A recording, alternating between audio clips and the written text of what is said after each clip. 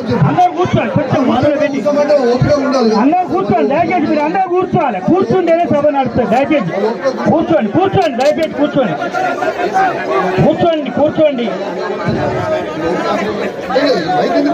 కూర్చోండి, కూర్చోండి. వాళ్ళు అడుగుతారు సమయం. కూర్చోండి, మీరు కూడా ఏదైనా ఉంటే అడగవచ్చు. దయచేసి వేరే చేయకండి, కూర్చోండి.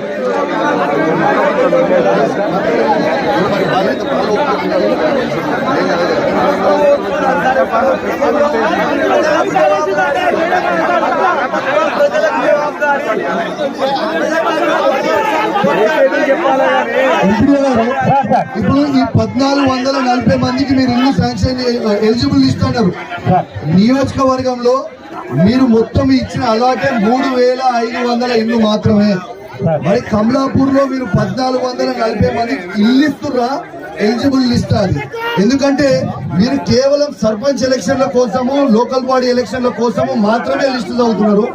ఇప్పుడు 3500 ఇల్లు ఉంటే డివైడెడ్ బై 166 చేస్తే ఒక్కొక్క గ్రామ పంచాయతీకి వచ్చే ఇల్లు కేవలం 21 ఇల్లు మాత్రమే.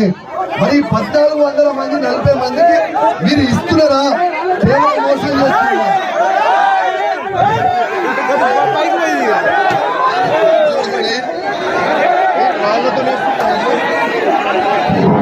దయచేసి గొడవద్దు, గొడవద్దు, గొడవలద్దు, గొడవలద్దు, గొడవలద్దు. దయచేసి అందరు కూడా దయచేసి సీట్లలో కూర్చోవాలి.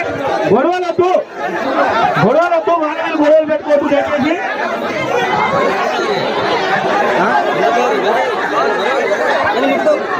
ఇది రాళ్లతో కొట్టడమే సార్, రాళ్లతో కొట్టడమే సార్, రాళ్లతో కొట్టడమే సార్, రాళ్లతో కొట్టడమేంటి, రాళ్లతో కొట్టడమేంటి?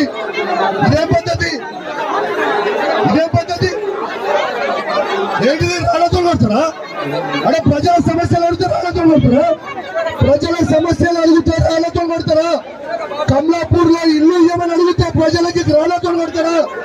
కమలాపూర్ లో ఇల్లు ఎందుకు ఇయ్యారు? సమాధానం చెప్పురి.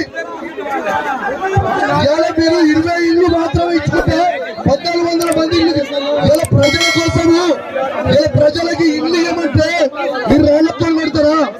ఇలా ప్రజలకి ఆత్మీయ భరోసా ఇవ్వమంటే రైతులకి రైతు భరోసా ఇవ్వమంటే రాళ్లతో కొడతారా? ఇదా దాడి చేయడానికి వచ్చినా? సమాధానం చెప్తారా? దాడి చేయడానికి వచ్చినా? మీరు ప్రజలకి సమాధానం ప్రజలకి సమాధానం చెప్పుని. ఏం చేస్తున్నారో ప్రజలకు చెప్పుని. ఈ దాడి చేస్తే భయపడతారు. ఎవరి మీద ఈ దాడి ముఖ్యమంత్రికి భయపడతారు.